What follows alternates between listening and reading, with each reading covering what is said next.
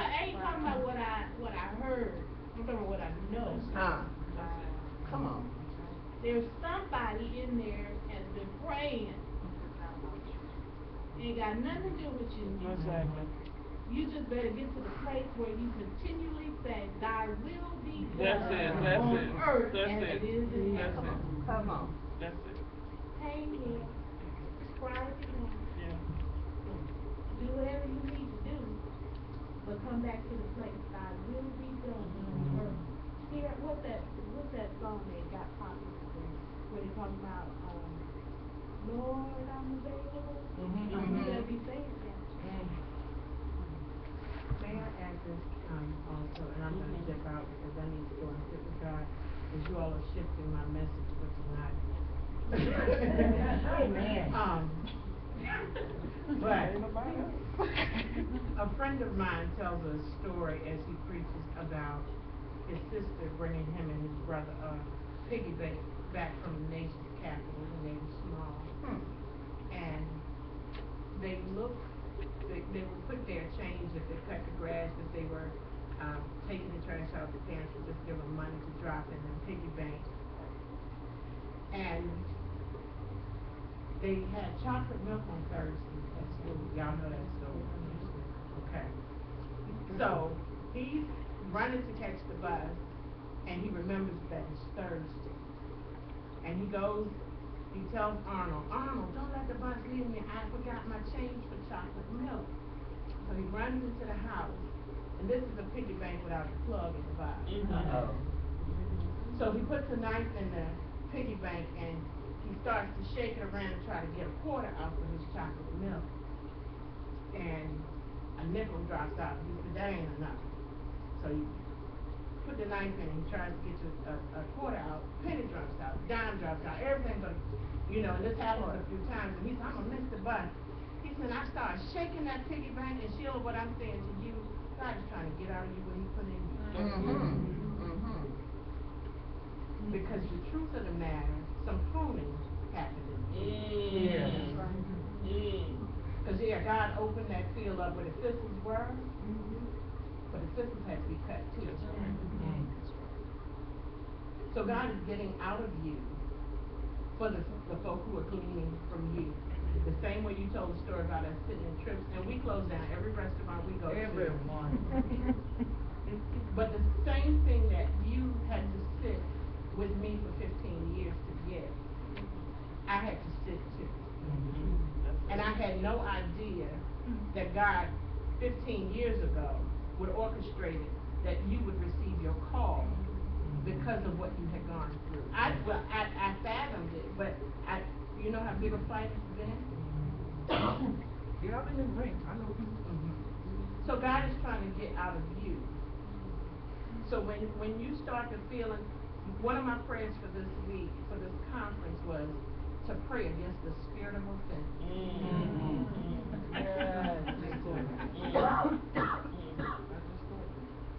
To pray against the spirit of offense, because a lot of times the thistles in the field will cause us to be offended, and we miss God. That's it. So you work while God says work. And you don't care what anybody else does. That's right. Because if God be for you, what difference does it make who's against you? That's right. Yeah. That's right. Thank y'all for attending my counseling session. My therapist a donation when this is over. But one thing that Mama Sandra said, and she said it last night, and she said it again today. She said the daughters are having daughters. And then that took me to the part in Ruth 2 where Boaz said, go behind the girls that are already, my girls that are already in the field. And so sometimes you transition from being in the back gleaning to being in the front gleaning, but you're still in the same field. So I thank God. I thank God. Thank you all. See, this was cheaper than gas. Driving all the way down there to where you live. Okay. What I'm going to do with you ladies now is something that hit a pinnacle for me at actually First Lady Michelle Jackson's church, where this whole thing about just getting in the Word, and not allowing all of these other influences to dictate my doctrine or my relationship with God. And we did an exercise at her church, and I want to do that with you all. I love you, Lily. So I kept thinking, okay, how am I going to do this? How am I going to do this? And Crystal came up to the car, and I was like, yeah. And she was talking to me, but I was having another conversation. But I listened to you. I heard everything you said, but I was having another conversation. So I'm going to, these are not in any particular order, but I prayed over the cards that are in the card. And so I know that everybody in here is going to get the one they're supposed to get. I don't believe in chance like that. I believe in divine appointments. So I'm going to give each one of you these, and I do want you to open it. And then I'm going to give you a chapter, and I need Michelle to turn on some music, and I want you to find a space. Just find a space in here, and that's how I'm going to close out my time with you all. I want you to find a space, but I want God to speak to you. I hope that we've all encouraged you. I hope my counseling session, my free counseling session has blessed y'all. So if y'all want to give me a donation so I can pay my therapist, I'll take it in the back. But Lady Franklin, did you hear what they said? Did you hear what they said? We're in the same boat.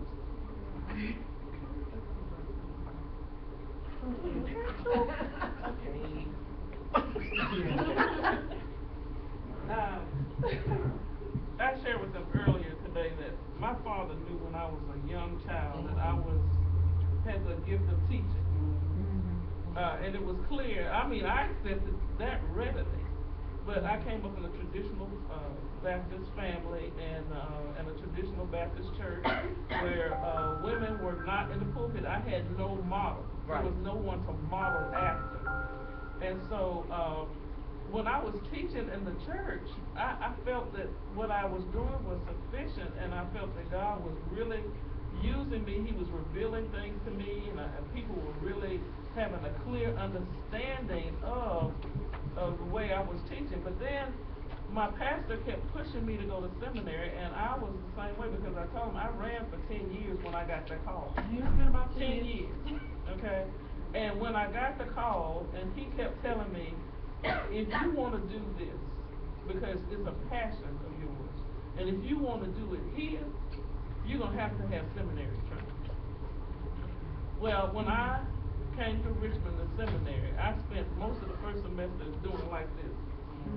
Like, I rebuke thee in the name of Jesus, because y'all are demons up in here. But now I got to stand up. I knew you would. You want to chair? I got to stand. It rattled my cage.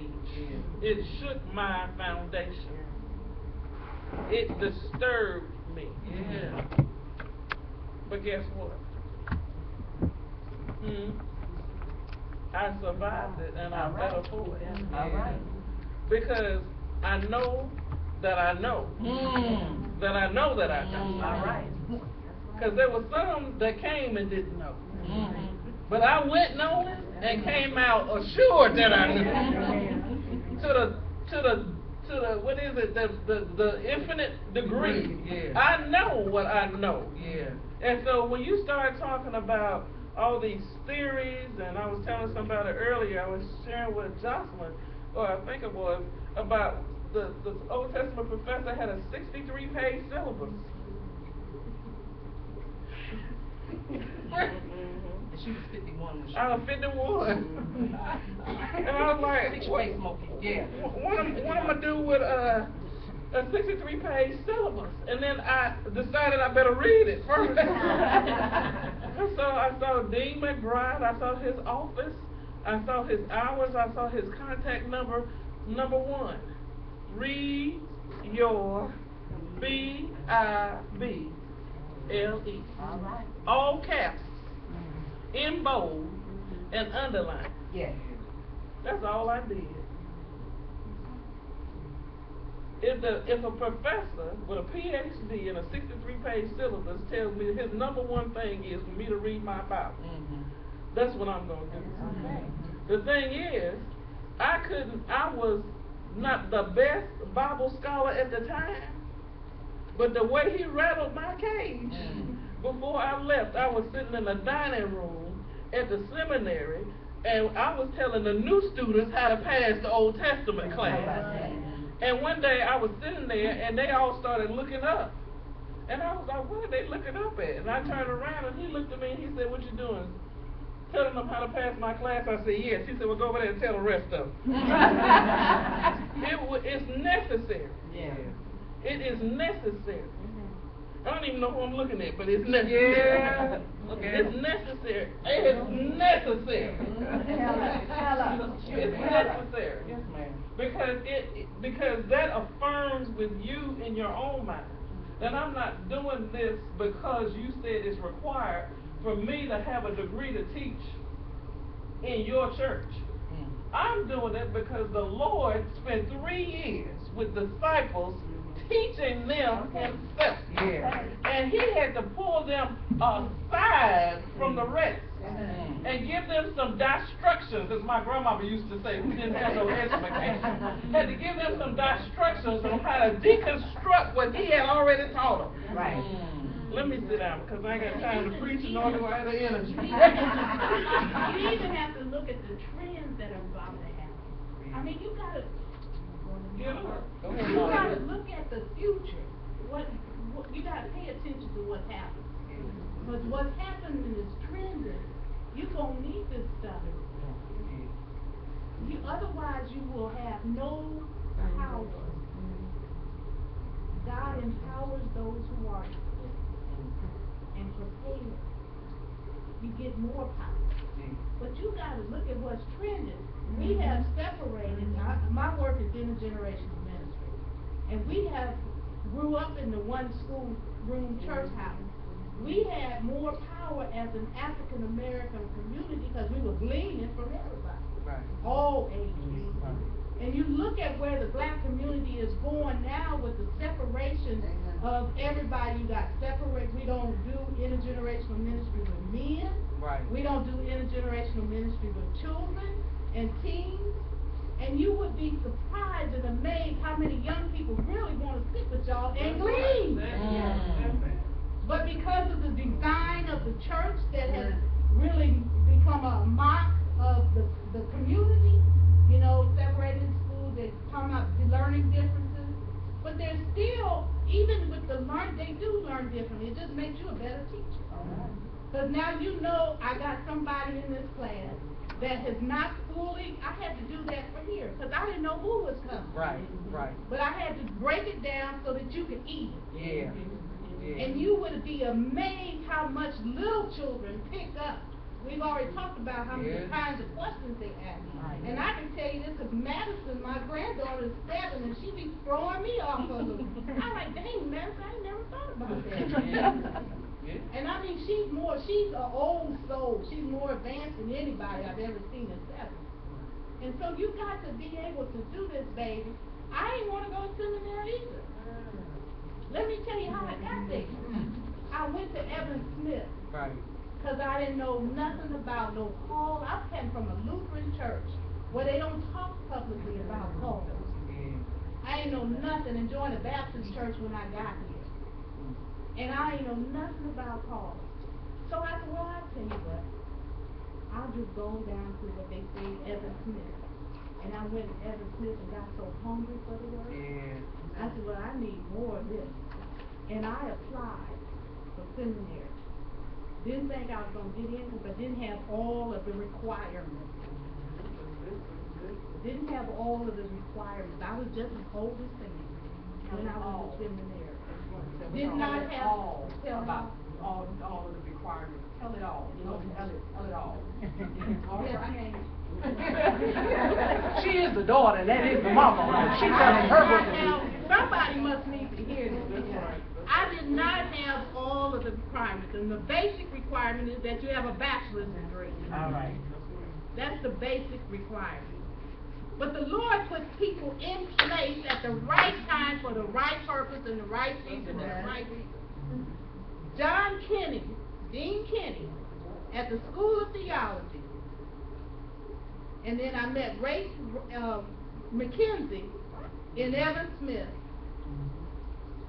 and who became one of the supporters of me getting in seminary without a bachelor's degree. Went in and had the conversation with Dr. Kenny and was surprised off my buttons when I got accepted. So I stand before you and I ain't ashamed to say it. I have no bachelor's degree, but I have 2 master's degrees and working on a doctorate. Wow. And they're at accredited schools that are recognized all over the country. And one of them is Samuel DeWitt Proctor School of Theology. The second one is Union Presbyterian School of Christian Education, and I'm at Columbia Theological Seminary in Decatur, Georgia. And God be willing, I'll be marching with a doctorate in May. Yeah.